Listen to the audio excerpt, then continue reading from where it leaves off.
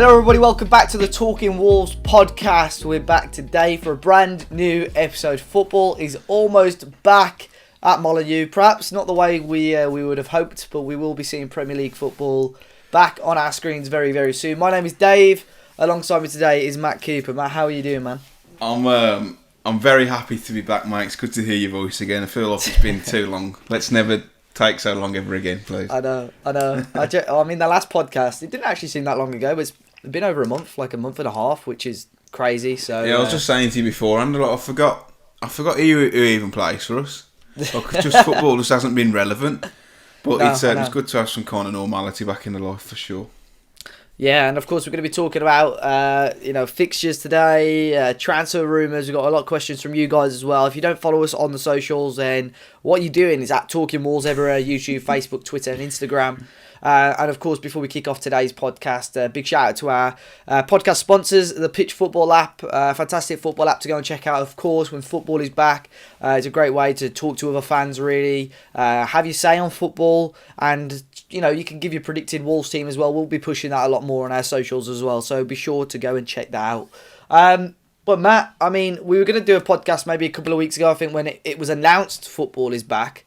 And then, of course, the fixtures have been announced today. What's your immediate reaction about the Premier League's return? I think for me it's welcome. I think the safety of the players has been paramount. Obviously, the safest thing to do is for not to try and not to play in the Premier League to not happen. But I think the next step along from that is returning the way they've done and doing it step by step, stage by stage in a safe environment. You've seen from the testing, the percentage of positive tests for overall tests is very minimal, and I think they're doing a brilliant job, and hopefully we don't have any hiccups on the way, and everything can be plain sailing from whenever is it 19th, 20th of June up until the end of the season, because I think it'll only take 20, 25 players to come down with it to scrap it. So hopefully, for the sake of the Premier League and obviously the well-being of the players and coaching staff, etc., that no one else comes down with it. But yeah, it's welcome from me. Yeah, I agree. I mean, I think a lot of fans were sort of umming and ahhing. I don't think it was ever going to be null and void unless it went past sort of August, September. And I think the Bundesliga was a good example, of how they did it. It's been going for a number of weeks now, maybe this third weekend coming up, I think. And that seems to be going well, and they've managed that quite well. So I think the FA have obviously taken an example with that. And I think they sort of bided their time. They didn't rush to any decisions. So like you say, I think as fans, we are really looking forward to it. Of course, we'd love to be watching our own team at Molineux and so on as well. But have you had a chance to watch any of the Bundesliga, Matt? What's been your sort of thoughts on the whole atmosphere thing? I've watched bits and bats. I'm not going to say it's been great and it's fantastic. I've seen probably 120 minutes of a game. I watched the Bayern Munich versus Union Berlin game, Dortmund Schalke, where Schalke, God, I bet they're wishing that the season was cancelled. I watched another game. To be honest, it was a little bit training ground like. Very, very weird spectacle where players are hustling, bustling on crosses, yet when they celebrate, they've got to keep the distance. It's strange. However, I have watched a couple of the Portuguese league games over the last two nights. And that standard, it's very high intensity and it's played at a really, really good tempo. So that's I'm kind of hoping that the Premier League returns in a similar vein, because they're actually quite good games to watch.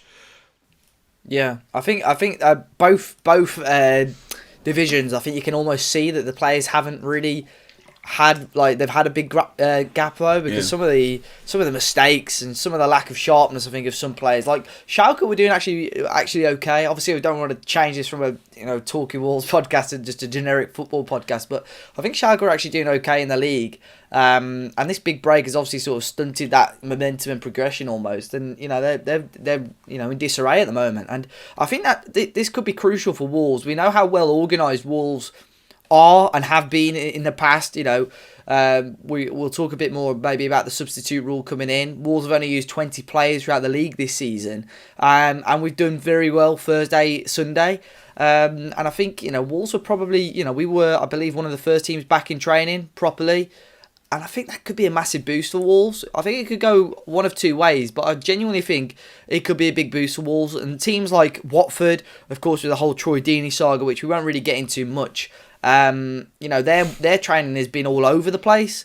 And that could be a real downfall for them, I think. And you've seen it in Germany, where a lot of away teams are winning as well. It's a percentage the away teams are actually winning more than the home teams. So that will be interesting to have a look at as well in when the Premier League comes back. I think teams like, for example, we played Villa in 3 games time. Yeah.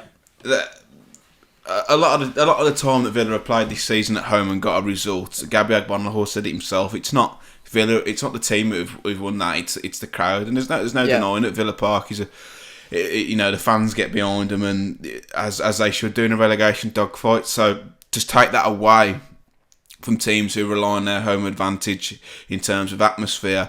It's huge, especially going to Villa. Yeah, they must think that already turned up beat, because I think before the break it was 5 without a win, and they do rely on that Villa Park atmosphere, and to have that stripped away from them must be a huge disadvantage to teams, especially teams fighting down the bottom. Your Watfords, maybe not West Ham because they're about 3 miles from the pitch for the fans, but it is huge. Yeah, and so we're going to talk about obviously the matches coming up and so on. Let's have a quick look. Obviously, the FA announced recently the change of substitute rules. So clubs are allowed to name, I think, 9 subs now, and 5 can be used in a match. What do you think? Do you think this has much effect on Wolves, Matt? I mean, we've got a small squad. Like I've said, we've only used 20 players. This could be a big chance for some of the younger players, like your Otazawis, your Marquezes. This could be a big chance for them to step up into the first team. It is. It's a great opportunity. I feel sorry for the bit of a tangent, like the Championship clubs who might necessarily have anything to play for, weren't going to go up, aren't going to go down yet. They can have the option of using 5 subs. That's all appearance fees. That's all money. But in the Premier League, I don't think it. Obviously, you would hope that the finances should be sound, but it's a great opportunity for the younger players to settle, like you said, the Otazawis, the Marquez, even the Gibbs Whites, who's going to have a massive point to prove. And this extension on how many substitutes can use might just be a lifeline for him, because I can't imagine him being used many times as a sub if we had 3 substitutes allowed to be brought on. So maybe this is a lifeline. It'd be good to see Jourdain as well given a chance, and even Podence, who we haven't really seen a lot of, and when we have, I've been impressed by him. But I'd like to see a little bit more of Podence and really, let him have a chance. Yeah, I mean, we've not really touched on the Gibbs White whole scenario. I'm not planning to go into that too much, but I think you are right. Imagine if the crowds were back just after what he did. He could have had a disastrous spell in his career. Like, fans just would not have warmed to him. You wouldn't have been surprised to hear. He's still getting stick now, isn't he? It's just. Well, that's the thing. So I think if Nuno does give him game time and there's no crowd, that could be okay for him. He's not got anyone on his back as such. He's not got anyone booing him, from in the stands. So a good end to the season for him, and his career could go one of two ways really. So, and I think you're right. Daniel Podence is going to get more game time. Like you said, Jourdain, it'd be great to see him play some more football as well. He looks completely different, by the way. He's grown his hair out. Yeah, I saw that. It's weird how, do you see that Sancho, back to the Bundesliga? Yeah. Talking Bundesliga. He's got fined for having a haircut. I know, he's not happy about that. Podence has come back with the fiery skin fade I've ever seen now. Wonder who's done that for him. Who knows? Definitely not your barber. No. I know. Well, let's move on to obviously the fixtures. So the fixtures were announced, and it was announced, I think people weren't too sure what order they were going to be in. But the Premier League have announced that the fixtures now are going to be played more or less in the same order that they were left in. Every game is going to be televised on TV, which I think that is a plus for the fans, right? I know, again, it brings up the TV subscription thing. I saw a load of fans expecting them for free for season ticket holders. Well, and a refund. Yeah, exactly, yeah. Christ. Yeah. No. It's going to be great. I do feel like I might get fed up with football though. Not having it all to it being all the time. I mean, if I'm in the house before the pandemic and the football on, I will watch it if it's the Premier League. Yeah. Whereas now it's coming like 3 games a day. I might have to miss a game, which is unheard of for me. But it's going to be great. I feel sorry for those who haven't got BT and Sky subscriptions, because the games that the BBC have got are just absolutely They're going to be the awful. worst ones, aren't they? Is it Palace Bournemouth they've got? I think so. I mean, if that was happening in the bottom of my garden, I'd shut the curtains. Yeah. What an awful game to have. Saying that, I'll be probably like 5-5, but it's great that it's being televised. I'm sure if people don't have these subscriptions, they can find other means to watch them. But yeah, it's gonna be interesting. How thick and fast the games are coming. We're gonna be glued to the teller. Yeah, and of course, Wolves' first 3 fixtures against West Ham United, Bournemouth, and Aston Villa, of course, on Sky Sports, and the last 2 on BT Sport. Matt, I mean, we knew the fixture list before. Obviously, these were officially announced. We knew this is possibly going to be the order that we had them in. But on paper, this is a decent start for Wolves, surely. I think statistically, we've got the best running. Yeah. But yeah, West Ham faltering down the bottom, got no fight. Was it Bournemouth next? Yeah, Bournemouth. Yeah. Again, struggling. However, I think Bournemouth is going to be a tougher task than people might first assume. They've got Brooks back, they've got Cook back, they've got a few other players back. Wilson, King. You know the one thing that I think is going to be interesting for the Bournemouth match. So all the players have got to drive to the games themselves, right? So Bournemouth are going to have to drive up from Bournemouth, so like what, 2.5-3 hours drive to Wolverhampton, midweek as well. You know, that could weirdly be an advantage for Wolves. You know, yeah, I just don't think it's going to be as easy, because they've got players coming back. When you look at the team on paper, you got like Nathan Ake, like Wilson, Brooks, Fraser, who is in and out of the team, and his head might be elsewhere. But again, he's a real threat. I still expect us to win it, but I don't think it's going to be a tin can like the Villa game the week after. Yeah, I mean a lunchtime kickoff is I think that was the time it was meant to be, when it was actually with a crowd, wasn't it? So I think that is going to be a really good game. But I think the first 3 games really could define where Wolves could finish this season. I think 9 points out of those 3 games. Sorry. Could be a massive push. You could genuinely see Wolves, in 5th and possibly even top 4 with 3 wins there. I know it's a long stretch, and it's still a few weeks away before we're going to see those games. But on paper, as long as Wolves' preparation is correct, the fixtures aren't too. I mean, of course, it's going to be quite tough having a midweek fixture straight away. You got 3 fixtures in a week there, which is always going to be tough on the legs, especially when you've not kicked a ball for how long properly. Wolves could genuinely be within a shot, but Wolves never do it the easy way, do they? We've seen that many times before. I expect a Nuno Espirito Santo team to be extremely well organised, well drilled, and well prepared. I think that's the absolute minimum that Nuno expects from the team and his coaching staff. So hopefully, with that in mind, we go into these games as best as we can. This may have been a blessing in disguise. I was concerned for Raul's welfare coming towards the end of this season, because the poor lad hasn't stopped. He's played like 2 seasons continuously, hasn't he, with the tournament over in South America. But and the World Cup the year before that as well. Yeah, he's barely stopped. So maybe it is a bit of a welcome break. There's going to be legs, there's going to be rustiness, but I think after 3 or 4 games, especially with the friendlies we're having against Forest, I think with the running, we've got a real opportunity here of doing something special, and I just hope that in a month and a half time, it's not what could have been. Yeah, and I think like you say, this is going to be almost like a pre-season period at the start. You guys saw, we saw how well we did in Asia. Against some of those teams that are half fit, it's going to be a similar scenario because you're allowed a large amount of substitutes. We really did well against some of these teams, so. Yeah, we've just got to take advantage of that. Take advantage of, I think, of the Wolves' natural fitness. I've got a feeling that we're going to have one of the most fit teams in the division. I hope.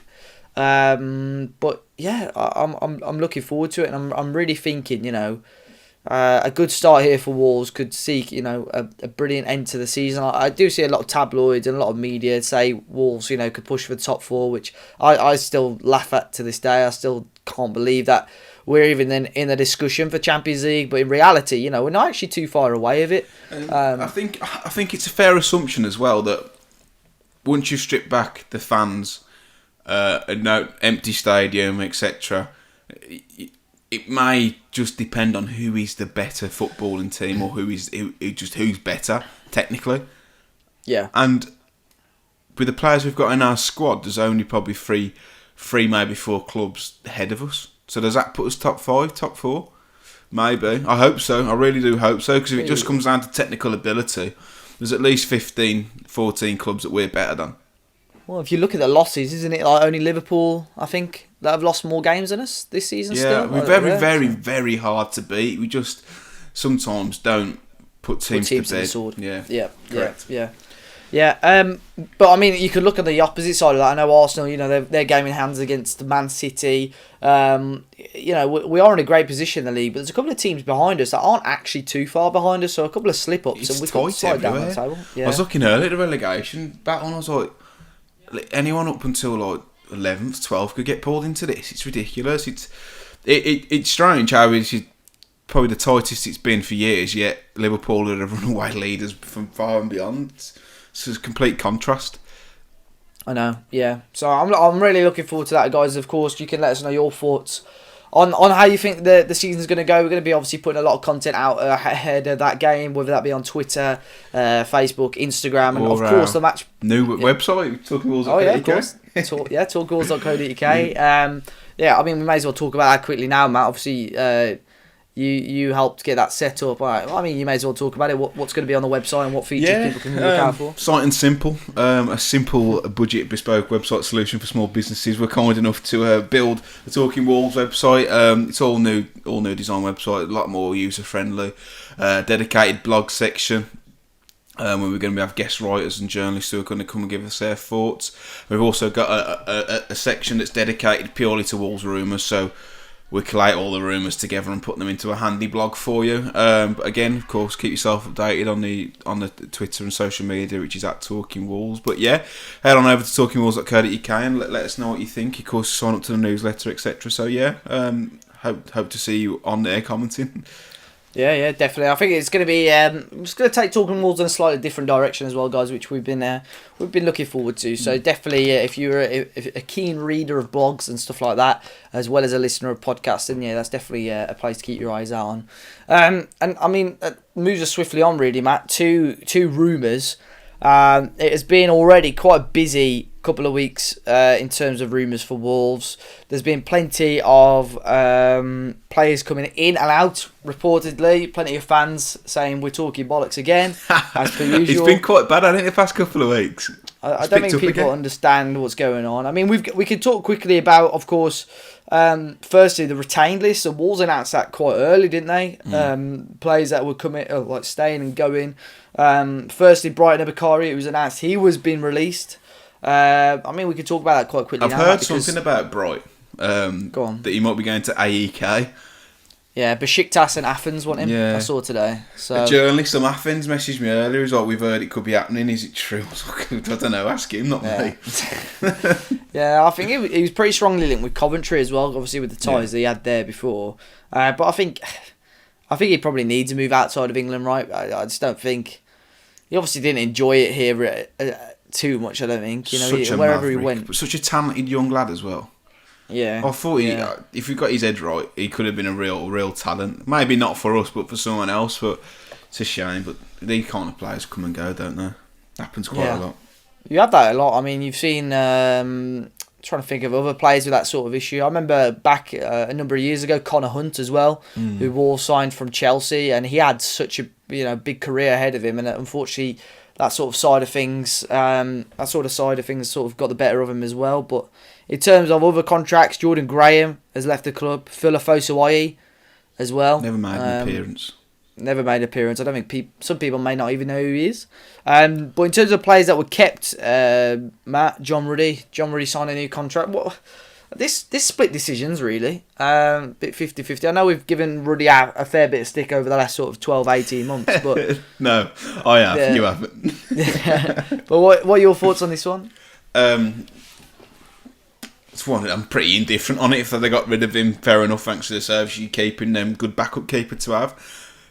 He's not going to go somewhere and play first team football and get the wages on at Wolves. So I think John was at a crossroads where he had to decide what's more important than him trying to create a legacy somewhere else at the age of 33, 34, whatever he is. Yeah. Or benefiting more financially, and he's obviously opted for that.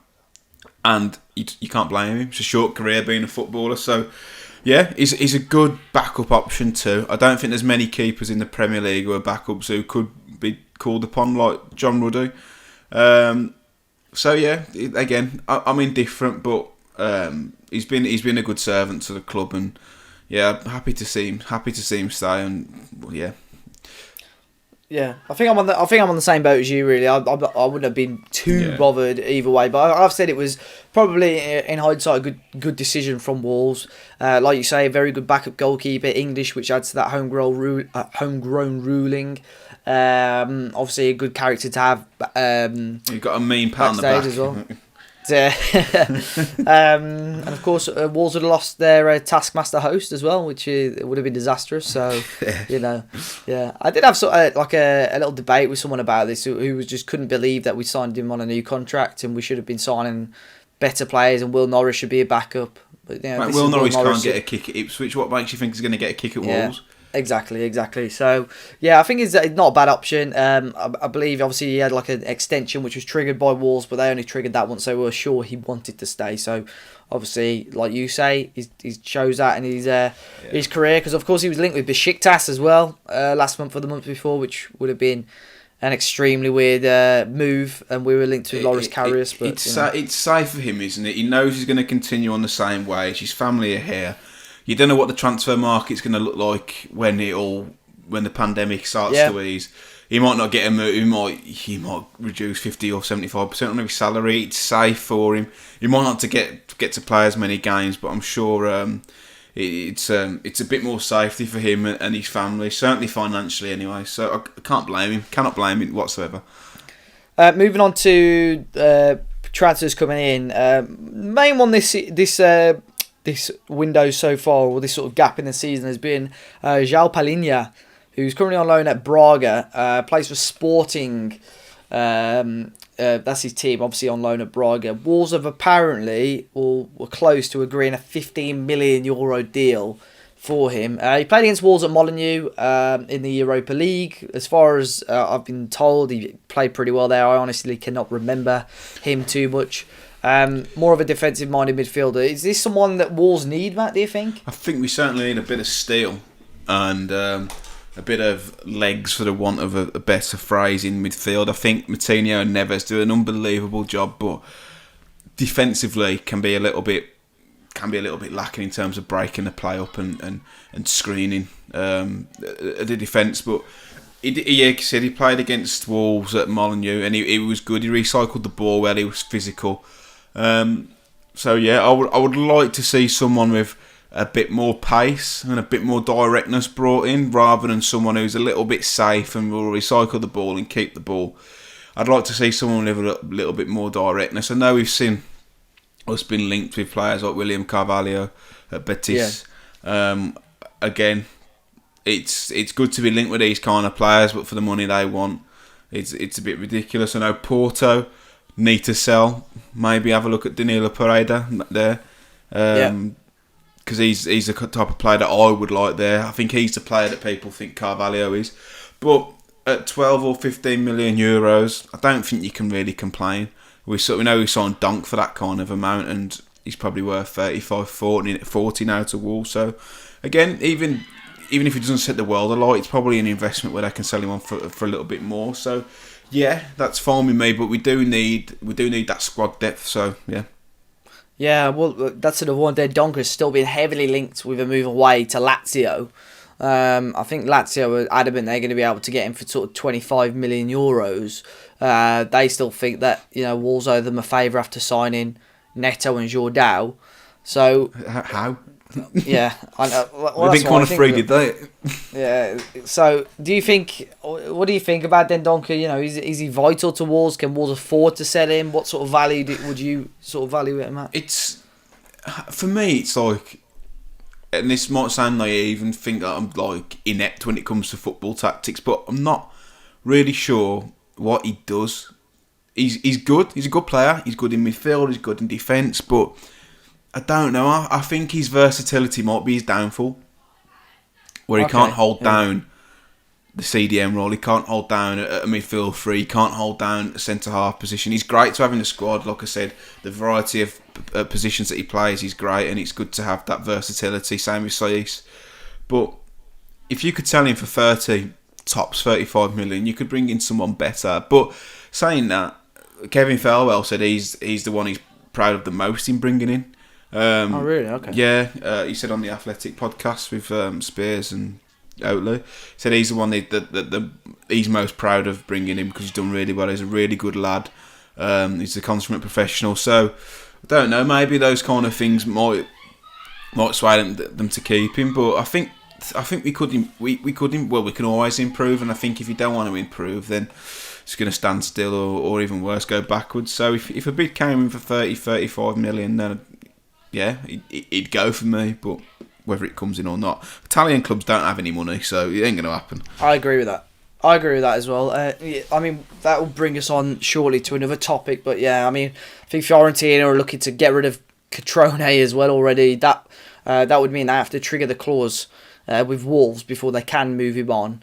Because I saw someone else say, you know, bring Catrone back and offer him out as we part were of the right about someone, Catrone, weren't we? He's just like his movement was good, but he's just not good enough. And he's gone to Fiorentina and been found out a little bit as well. Or he's not had much of a chance, but everyone was saying, he needs to bring him back. He could be amazing. That one good season he had at AC Milan might be the peak for him, which is a shame. But I think we were right. Yeah, so I mean, we're talking about Italian clubs. Let's move on to Raul Jimenez, who's been heavily linked with moves to Juventus, of course, other clubs like Manchester United, and so on, and Spurs have been linked with him. It has been a weird summer for Jimenez, Matt, and he can't keep his mouth shut. I know, it's like apparently, according to the Sun. Which they so badly translated another article from somewhere else. He was available for 18 million euros. You know, just the 10, 15 million euros less than what we signed him for last summer. I've come off Twitter for the time being until the football comes back because of all the politics and stuff. But I saw this on Facebook because it's one of those things that gets posted on like Dingle's Area or other supporter groups because it's just plain simple ludicrous. Even a bloke who has never ever watched Raul play or even watched a game of football, if you said to him, right, the signing for 32, he had a great season, he's then kicked on again, scored more goals and been more instrumental to the team, they're going to sell him for £14 million loss. You'd be like, well, why? That doesn't make sense. It's just ridiculous, shabby clickbait nonsense again. But I don't know why fans react to it because it's obviously not true. I don't know why they get like so defensive and uptight about it. The Sun have got a job to do. The Report's got a job to do. They've got to drive traffic to their website, and it is shoddy journalism, but it works. It gets people to the site. So, but I'm pretty confident that Wolves aren't going to sell him for 18 million this summer. Well, I think what the actual article was, it was from an Italian source saying that Juventus were going to offer 18 million euros plus Higuain for Raul Jimenez. I think that's what it was. You've seen the size of him. Yeah. Higuain needs to come back. And then the Sun translated that as Raul Jimenez is available for that much. So there's been so many different ways, and like you say, Italian clubs just don't normally have the money. Juventus at the moment, they're still paying Ronaldo like £1 million a week or something ridiculous at the moment. Until he goes, I don't think they're going to be able to bring any sort of marquee players in. And they've been talking about loaning him and purchasing him at the end of the loan. Brought on about doing swap deals for him. I mean, it said in a couple of articles that Wolves value him at about 60 million euros. But Matt, can you see him leaving this summer? He's got this kid on the way. They seem to be posting a hell of a lot of Wolves pictures on their social medias. I mean, what's your stance on it? I don't know. I think if Juventus came in and said, we'll do him on a 2-year loan and then we'll buy him at the end of the third obligation, I think Wolves would be alright with that, because then they can then go to the bank as an IOU kind of. So they've got the funds guaranteed that they're coming in, they can borrow against that to spend elsewhere. But I don't know. I can't have in limbo whether he stays or whether he doesn't. I don't want him to leave. I think he's a tremendous player, and if we do, we really would miss him because he's the focal point. But I don't know. He's not good enough to play for Real Madrid and Barcelona. He's not good enough to play for Atletico Madrid, I don't think. I think they're the only 3 clubs I could see him leaving to or having his head turned. Like he said, if Madrid or Barca come knocking, there's not many players who could turn it down. But I just don't think he's that level. He's had 2 good seasons at Wolves, 2 fantastic seasons, but I don't think he's there. I think he's not far away, but I just don't think that they're going to want to, especially Barcelona have got, dire financial straits. They won't fork up the money, and I think Wolves will hold out for 50 to maybe 60 million. So that Wolves might price him out of a move, and I hope they do, because he's instrumental to how we play, and he seems happy, and he's got his kid on the way. So again, I'm just in limbo, because I think maybe he could just switch in a week, and he's like, I want to leave. I can just see it happening. Yeah, I think, like you say, it's taken Wolves, to find a striker that could fit the system. We found it quite quickly in Raul, and it just seemed it's working quite well. There's always a player that can play in the world of football that could play well for every club. You know what I mean? So I think, like you say, Jimenez. It's crazy that we're even discussing a player, possibly from Wolves going to Madrid or Barcelona or being good enough for Barcelona. You know what I mean? Like, it's ridiculous, but he genuinely is a good striker. I think he just needs to, as prolific as he has been for Wolves, if he can start scoring 20 goals a season in the league, I think that's when he's going to, that's when his value is going to skyrocket up. Everyone says, he's got 2 or 3 years left at the top. I don't think he's got that. I think he's got 4 or 5, because he's not over reliant on his pace. He's a very, very intelligent forward, and he's not going to lose it up there. The only thing he might slow down is reactions time, but he's going to be 34, not 74. So I still think he's got so many miles left in the tank. So like you said, he's not one of these who's rapid and gets in behind. He's just a very intelligent footballer, and a lot of the wide players do the running in behind for him. So I just can't see him going to a Real Madrid or Barcelona, because I think the one thing that he does lack, and this is stopping him from being an elite world-class level striker, is he's not absolutely ruthless in front of goal. He's a good finisher, but he just lacks that ruthlessness that Luis Suarez might do, or a Belotti, who'd both like a Torino, but he just lacks that ruthlessness. But that's probably the only downside to his game, and you could argue 22 goals in 44 games, he's great in front of goal, but I reckon I'd have put 4 past Crusaders. I think I played up top for them when he came on. Absolute lump. I think they've he's had the most shots out of any player in the Premier League, I think, this season as well. So that just, I think he's had 100 odd shots. I mean, I think you're right. If he can start just knocking in a couple more goals a season, that'd be nice. I know, a game. It'd be a different conversation. But I mean, if a bid came in and Wolves said, right, we've got to sell him, what's the minimum you would accept for Raul at the moment? Minimum accept to cash up front. Yeah. 55 million. 55 mil you'd accept. What about you? I'd probably say 60. Closer to 60, 65 million at least, yeah. 55 if we had a replacement lined up ready to go, 60 or 65 if we had to go and shop around. Yeah. I think that brings us on to the next target, Carlos Vinicius, I suppose. And this is a weird one. This is a real strange one.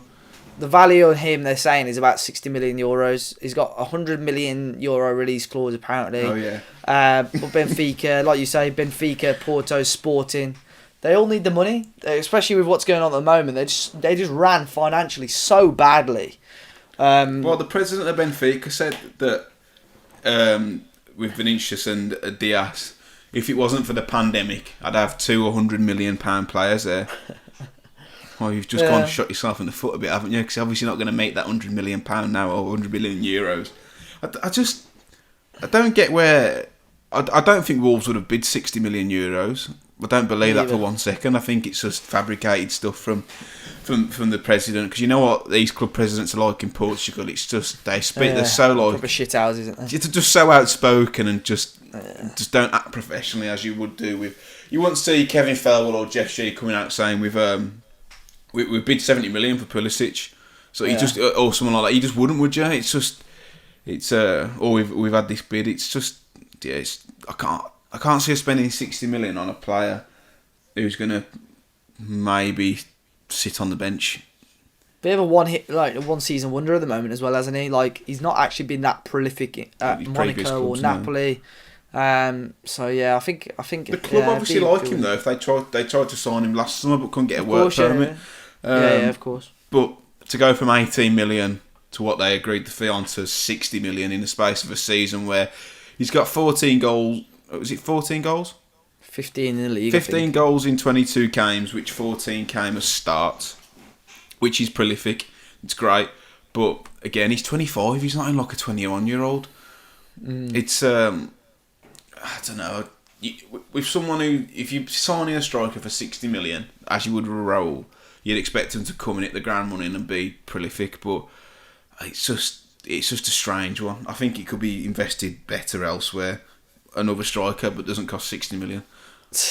Right, if Jorge Mendes came, say if you were the Wolves chairman, what Jorge Mendes came to you and said, right, Benfica need to offload 2 players, 100 million, Diaz and Vinicius, would you buy them for 100 million, both of them, like together? Yeah. I think that'd be a I'd great spread deal. it over 8 years now. 40 for Vinicius.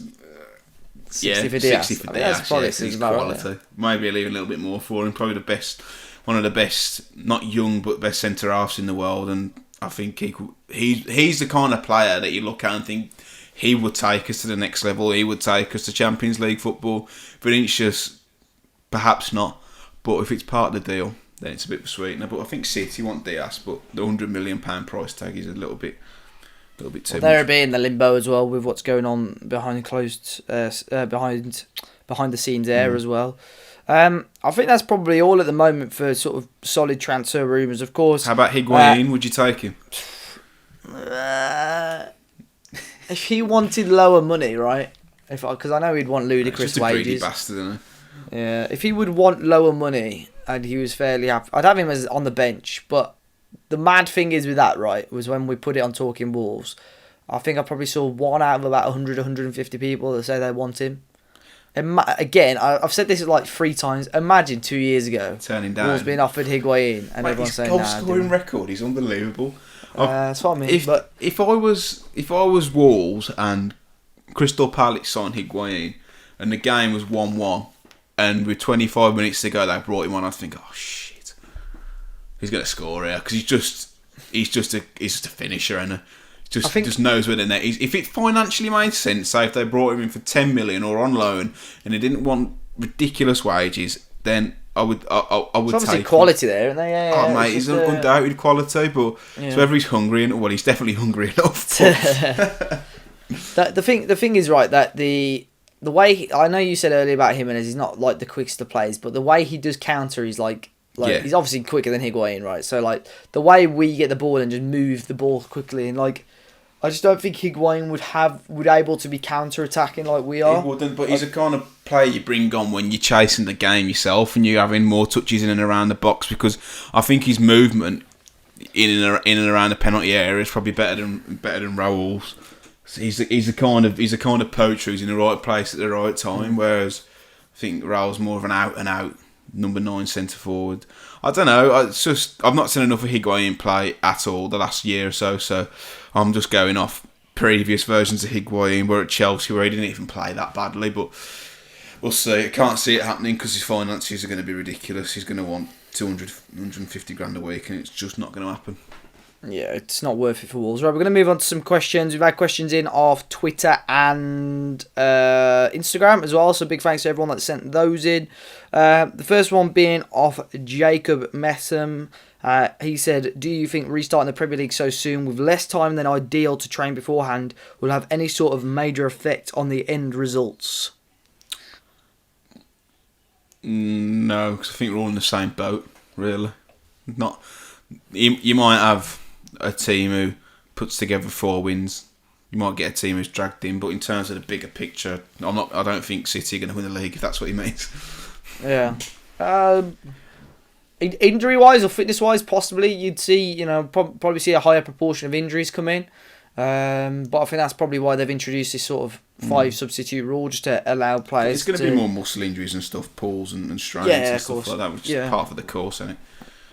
Yeah, so I don't think it will have a major effect, but it will be interesting to see. Obviously, like I said earlier, how some teams have reacted to the break compared to others as well. This is a bit of a random one. Callum Atkins, he says, would you rather go whitewater rafting with Nuno or Matt Doherty, and why? I can't imagine your face right now. I think Nuno would be good to be whitewater rafting with, because it's quite an extreme sport, and I think you'd need that leadership and that you'd get from Nuno. But I think me and Doherty would get on despite me giving him pelters for half a season, just because he's got a really dry sense of humour, and so am I.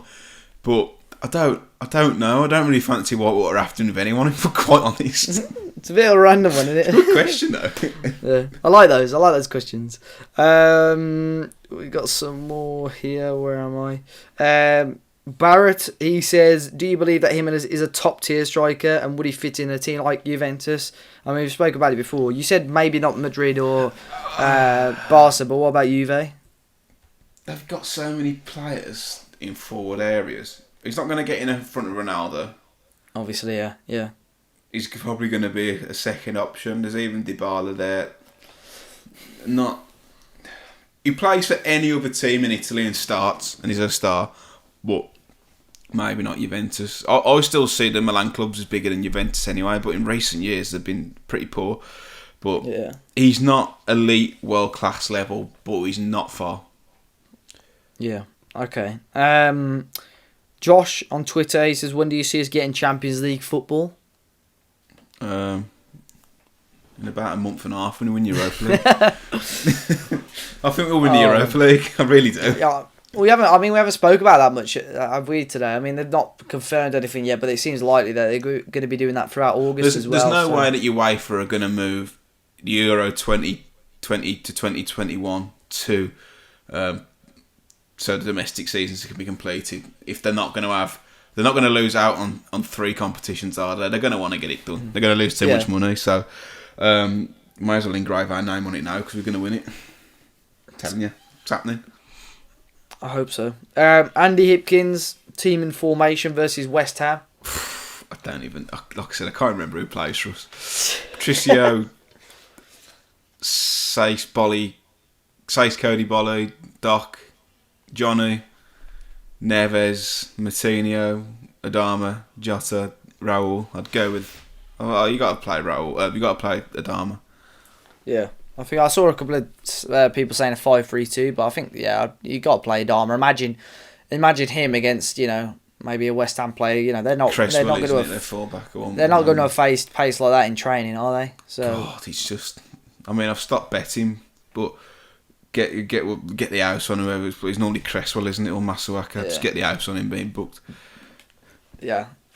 Would you? Would you be okay with letting Jimenez go if it's going abroad? And would you make Diogo Jota your main striker? Nah, he needs someone to play alongside him. I think I absolutely adore Jota. He's just such a wonderful player to watch, but you need someone with him. That's another thing you got to consider. You got to bring someone in who can partner Jota.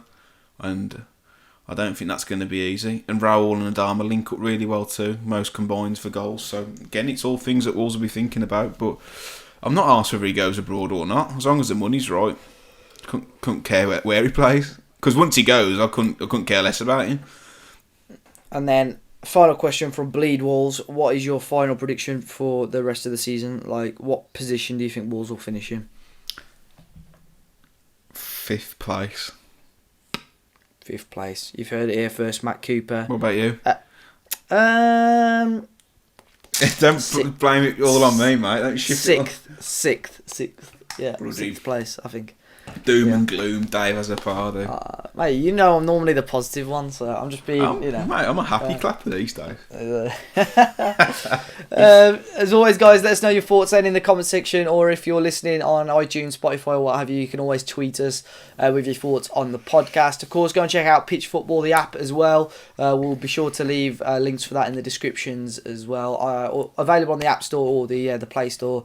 Matt, it's been a pleasure. Where can people find you on social media if needs be? You can find me on Twitter and Instagram at mcooperrights. However, if you do message me on Twitter at the minute, you won't be getting a reply because I just can't stand it at the minute. I'm waiting for the football to come back when there's some positive news. But yeah, mcooperrights on Instagram and Twitter. And where can people find you, Dave? People can find me at Dave Azopardy on Twitter. And of course, you can find Talking Walls at Talking Walls, YouTube, Instagram, Facebook, Twitter. Be sure to give us a follow, like, or subscribe for all the latest Wolves news, whether that be transfer, gossip, or anything to do with Wolves, really.